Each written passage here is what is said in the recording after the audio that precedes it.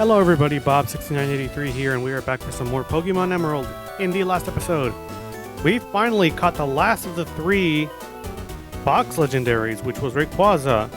It took a while, but I mean, it did happen. And in this episode, we're going to be wrapping things up for the series.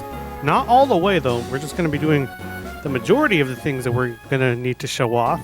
And then the next episode will be dedicated just to one character. Alright, so without further ado, let's go ahead and jump right in. First thing I want to show off is this cave. Now, it's called the Altering Cave. The only thing you'll find in here are wild Zubats. And that's about it.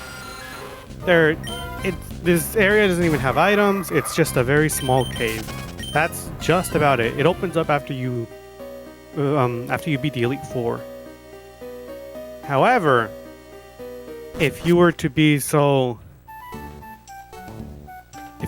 lucky enough to ever go to a Pokemon event of any kind, where you could give your Game Boy game over to a Nintendo employee or whoever was there at the moment, and if they were to add special data into the game, there would be more Pokemon here available, which those would be Pokemon such as, like, I think Stantler, and other Pokemon that are mainly found in, like, the new area of the Safari Zone, the new area that we just discovered. Mostly it's just like the Johto Pokemon that you're able to find now. It alters, as the name of the cave implies. It alters just depending on whichever Nintendo event you go to, or rather, it's not dependent on the Nintendo event. I think it's dependent on your personality values, or like your gamer, where is it? Me. On your trainer card, it's something like that. You will only get one new encounter, I think, per event. And I think it would reset. I don't know. I think it was something like that, or you get more and more of them the more times you go to a Pokemon event. Anyways, that's all I wanted to share for that. And now let's go over to Rustboro, as I have something else I wanted to show for you all. Let me go ahead and change screens really quickly. There we go. A lot more comfy. Oops, I did not mean to go in there. Okay, we're going to go outside. Let's go ahead and check our Pokénav. This next thing is dependent on how many steps you take. I don't remember how much it is. I don't even think there's like a certain amount that you have to do. It's just walk a lot through Hoenn. Just do it until one of these pops up. Throughout all of the gym leaders, eventually you will find a rematch thing. Let's go ahead and call Roxanne. Ah, my gym is ready! Please visit Rustboro whenever you can. Yes, indeed. In this game, you can rematch the gym leaders. It's just dependent on you walking around. Now, you can't rematch all of them immediately, and it won't always be that they're all going to be unlocked one after the other. I think it becomes more frequent after the very first time, but I could be wrong about that. The rematches against the gym leaders is just they get better Pokemon. I think they get like a full team. They just get stronger. Let's go ahead and rematch Roxanne. This would be really good for our Ludicolo. Not Ludicolo, my bad. Our Shiftry and our Sharpedo. Golem and Kabuto. And you see that she now has Pokemon from Kanto. And the reason being is because, I mean, this game, god damn it, this game, alongside Ruby and Sapphire, are connected to Fire Red and Leaf Green because of the Sevi Islands. They just wanted a way to connect the two, so I mean, they found a way to do it in Fire Red Leaf Green, and yeah, that's why you'll be able to find some more Kanto Pokemon. The double protect?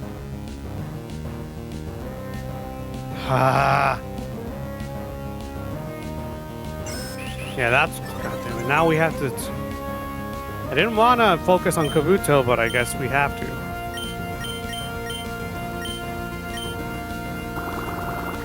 You know what? Let's just go ahead and take out the gold one first, because I think it has 30.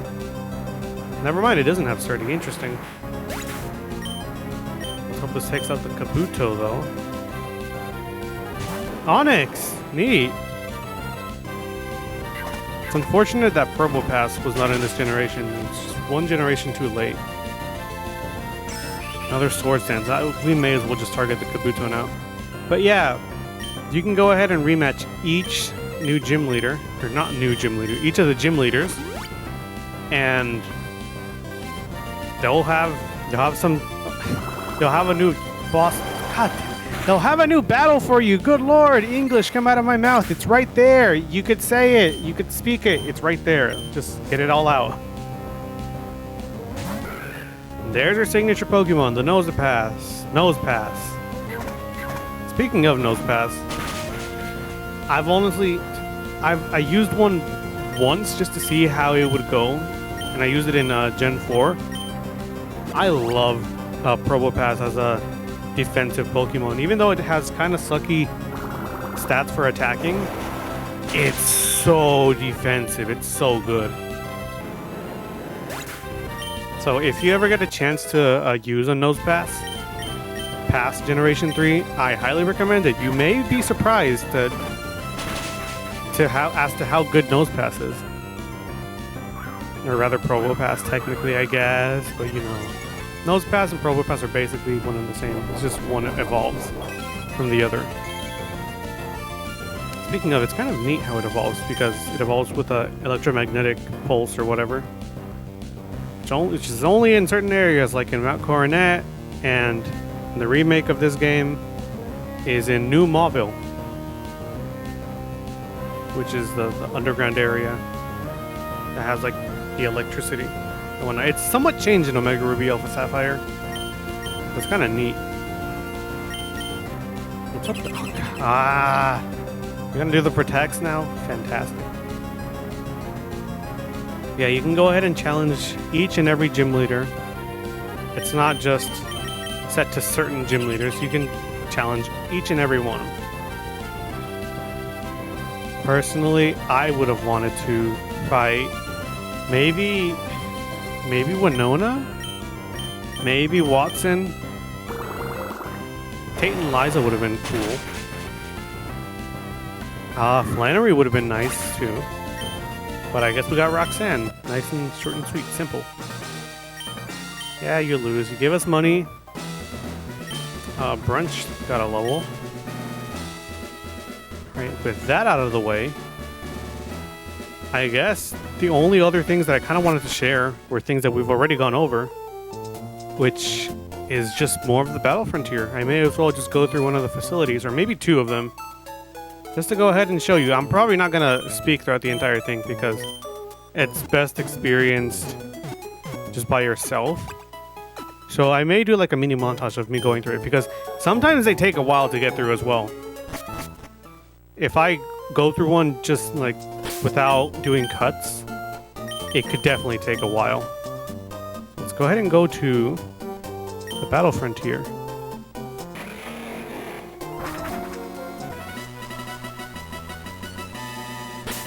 I have my Pokemon healed up. I don't even think I'm going to be able to use all my Pokemon for this one. Where did I land? Oh, I think I know where I landed. No, I do not. Wait, yes I do. Yeah, here it is. I'm going to go ahead and do the Survivor one. The Battle Pike. Let's go ahead and talk to these NPCs first. I blew my chance. I was one room away from the goal.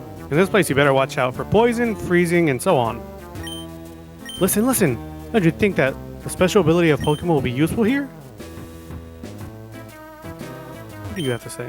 I've completed the challenge 10 times now, but I've never had to battle a trainer once. That is technically true. This is a game of chance, where the luck of the trainers is put to the test. Welcome to the Battle Pike.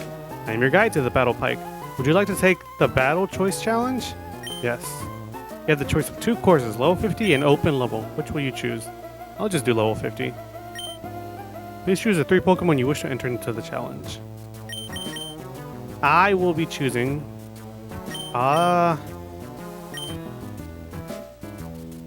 Since we're not entirely level 50, let's go with Katrina, Vixie, and Fiora. Okay. I'm gonna save, and I guess this is starting the montage. So cue the montage now.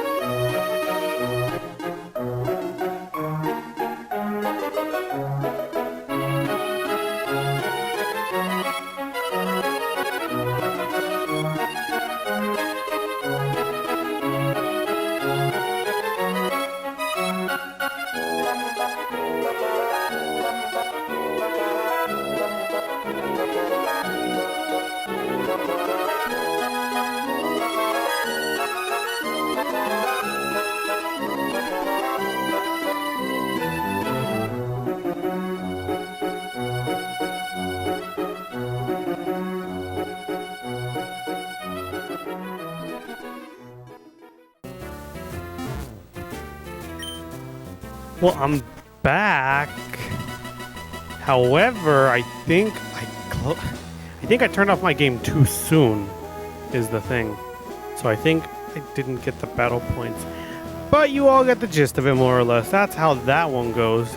All the other facilities in the Battle Frontier work similarly. I say similarly in the matter that, or in the way that you use 3 Pokemon usually to get through said facilities. It's not. This one's the only one that's kind of unique, where like it's just pick away and see if you get lucky or not. The others are a bit more or less like the battle tents that you encountered along the way through the Hoenn region. So if you wanted one where you rent certain Pokemon and just see what you can do, yeah, I think there's a battle tent, or not a battle tent, a battle facility over here somewhere. That's sort of like that. If you wanted one where you just enter your Pokemon that are normally level 50 and you want to see if you can get through the entire thing, sort of like tournament style, I think there should be one like that as well. There's just an abundance of things to do here. If you just want to go ahead and play on your off time, if you ever feeling bored, just go ahead and turn on the game and just go to Battle Frontier. That's what your post game is. It's somewhat fun. I honestly spent a lot of time in that Survivor house. Anyways, the last thing on our agenda, if there isn't another gym leader, that is. I don't think so. Yeah, there isn't one. The last thing on our agenda is this house. Hang on, let me go ahead and check something really quickly.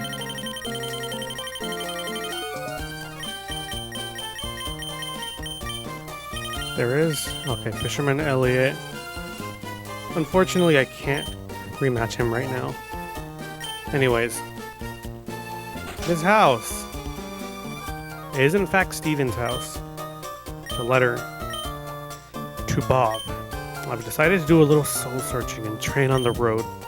I don't plan to return home for some time. I have a favor to ask you. I want you to take the Pokeball on the desk. Inside it is a Beldum, my favorite Pokemon. I'm counting on you. May our paths cross someday. Steven Stone. Well, let's go ahead and get the Pokeball. This is the only way you can get the Pokemon Beldum, which evolves into Metang, which evolves into Metagross. The other of the two pseudo-legendaries of this game. There is no other way you can get it unless you get a friend that trades you one. Now, the upside is it's obviously a pseudo-legendary, and its stats equal to over 100, or rather, its stats equal over 600, I think, or something like that. Or 500, my bad. However, the major downside to this, it's only level 5. And the even worst part about this is it only learns Takedown right now. Or it only has Takedown right now. Sure, you can give it, I think, maybe some TMs to give it some other moves. But if you don't, it's going to be really, really, really hard to level this thing up. Unless you give it the experience share, which maybe that'll work. But like, if you don't give this thing the experience share, if you don't give it TMs to learn, you're probably going to be knocking your Pokemon out, the Beldum out, way before you can even get the experience out. Because Takedown, even though it's a decent move, it'll make it so you take damage afterwards. So you're basically taking double damage. And in the long run, it's just a really, really difficult Pokemon to raise up. But it is very worth it if you were able to level it up to a Metagross. Because Metagrosses are, in fact, no joke. As like I said, they're pseudo-legendary. It's a Steel Psychic type. One of the most scariest Pokemon out there. I don't know what Steven was thinking when he decided to choose a Beldum, but he, in fact, is the smartest person out of everybody in the Hoenn region to choose that as his favorite Pokemon. So, with all of that out of the way, there only leaves one more episode. I highly recommend before the next episode, you grind out your team if you're following along with me, that is. If you're following along with me in Emerald, I highly recommend that you level up your team a lot. I'd say, very minimum, level up your entire team to a minimum of level 56. That is very, very generously, I'm saying, very minimum. I'd say if you can get it to level 60 or 70, that'd be even better. But I'd say at the very minimum, get your Pokemon to level 56. That way you can at least stand somewhat of a chance. But I would highly recommend you get all your team members to level 60 just to be on the safe side, but it's not necessary. You can technically do it with a level 56 team. So, with this out of the way, I hope if anybody is actually following along with me, I wish you all the best of luck, and I wish myself the best of luck for the next episode. Until next time, see you all then for the final episode of Pokemon Emerald. Okay, before I end off the episode, I have no idea what this is. I just went over to Victory Road just to go grind a bit, and I found Wally here. I don't think I've ever seen this, or it's something that I don't have a memory of. Let's go ahead and talk to him. What the heck? This is at like the exit of Victory Road. So if you want to know where he is. What? This is a rematch against Wally?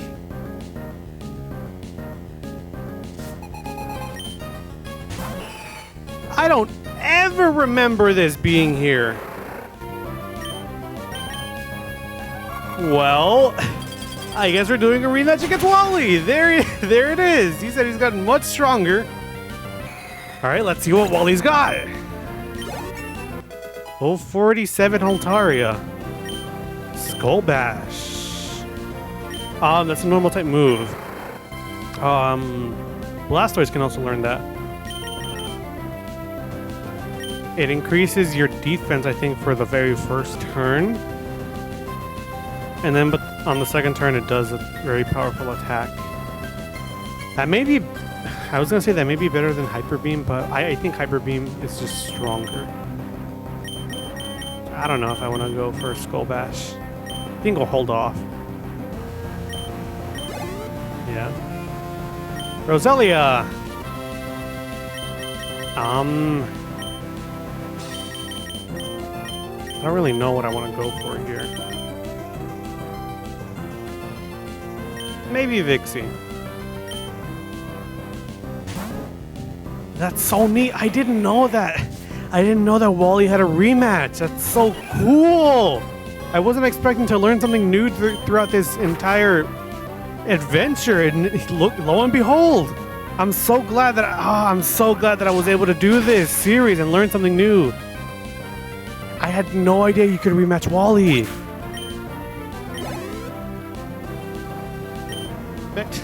Now I'm all happy and stuff now. Brunch, go.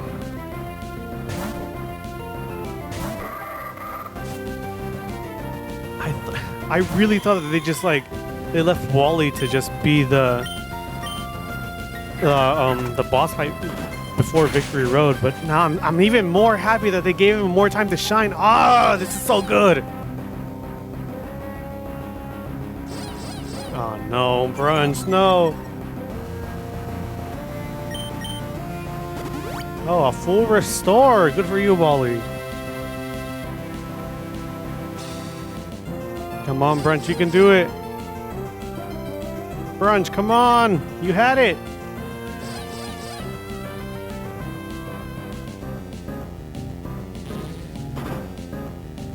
Come on, Brunch, you got this.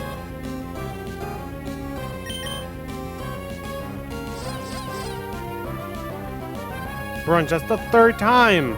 Come on.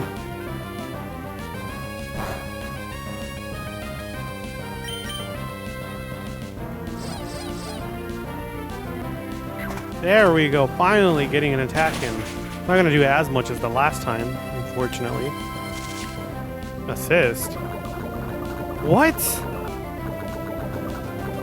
I have no idea what the move assist does. But that is very not good. Thank you, Brunch. Get a crit, maybe? Ah, unfortunate.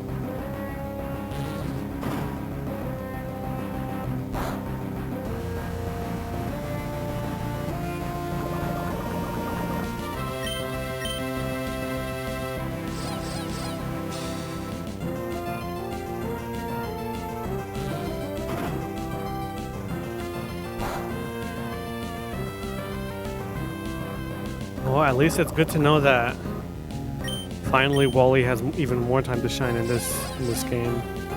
I think what my plan was before I learned something was that I was going to take on the Elite Four at one point because I thought that like the moves changed for them, or rather that they got stronger too. But then I looked it up and it said it didn't really show any proof of that. So I was like, oh, whatever. I guess I'll just disregard that. It's fine. But knowing that Wally has a battle fills me with so much joy. All right, let's go ahead and see if we can finish this soon.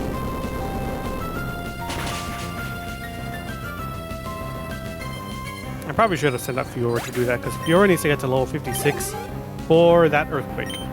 Gardevoir. Ah, you are a Psychic type. Sushi. Go.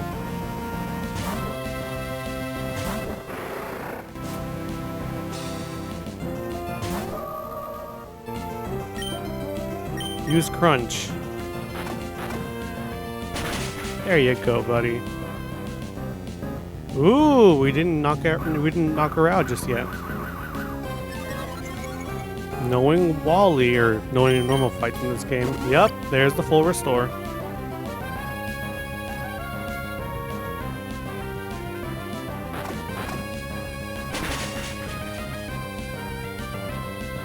Okay, we just need one more hit, and I think that should be the end of the battle, and we missed! Another double team, that's gonna be even more annoying.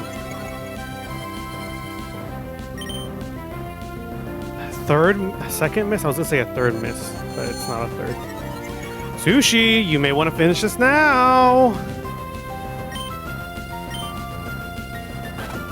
Thank you, buddy, because if not, you may have taken some damage there. There we go. Wow, Bob, you are strong after all. I couldn't beat you this time too, but one of these days, Bob, I'm going to catch up to you and challenge the Pokemon League. Good for him. And Golbat, there we go. All right, this time for real. See you all and for the final episode.